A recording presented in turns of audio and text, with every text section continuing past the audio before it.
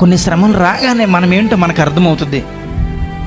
ప్రార్థన చేయగల ఉద్యోగం వచ్చిందనుకోండి, ఆ భారం నీకు తెలియదు.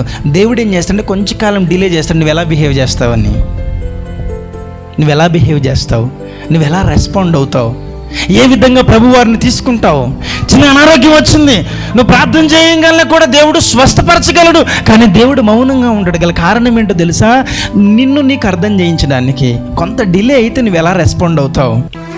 ఇశ్రాయేలీయులను అరణ్య మార్గములో గుండా వారిని నడిపించినట్లుగా, యాక్చువల్గా ఈజిప్ట్ నుంచి ఇజ్రాయేల్ దేశం వెళ్ళడానికి నడుచుకుంటూ వెళ్తే 40 డేస్లో వాళ్ళు వెళ్ళిపోవచ్చు. కానీ దేవుడు వారిని 40 సంవత్సరాలు నడిపించాడు. 40 డేస్ ఎక్కడ, 40 ఇయర్స్ ఎక్కడ? స్ట్రైట్ వేలో వెళ్తే 40 డేస్లో వెళ్ళిపోవచ్చు, కానీ అదే మార్గంలో గుండా వారిని తీసుకుని వెళ్ళలేదు దేవుడు. ఎందుకనంటే వారు ఏంటో నిరూపించాల వారికి. ఈరోజు కూడా నీవు కూడా అనేక విషయాల్లో ప్రార్థన చేస్తూ ఉంటావు, వెంటనే నీకు జవాబు రాదు. ఎందుకు రాదనంటే అక్కడ డిలే చేసినప్పుడు నువ్వు ఎలా రెస్పాండ్ అవుతావు, ఎలా దేవుణ్ణి తీసుకుంటావు. వెంటనే దాన్ని ఒక శాపంగా తీసుకుంటున్నావా? దేవుడు అంటున్నాడు కాదు.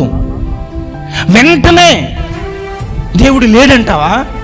వెంటనే దేవుడు నన్ను మర్చిపోయాడంటావా? వెంటనే అసలు దేవుడు నన్ను పట్టించుకోవట్లేదంటావా? సహోదరులారా గమనిద్దాం. నీవేంటో దేవుడు నీకు నిరూపించడానికి కొన్ని శ్రమల్లో కూడా వెళతావు, కొన్ని డిలేస్ మధ్యన ఉంటావు.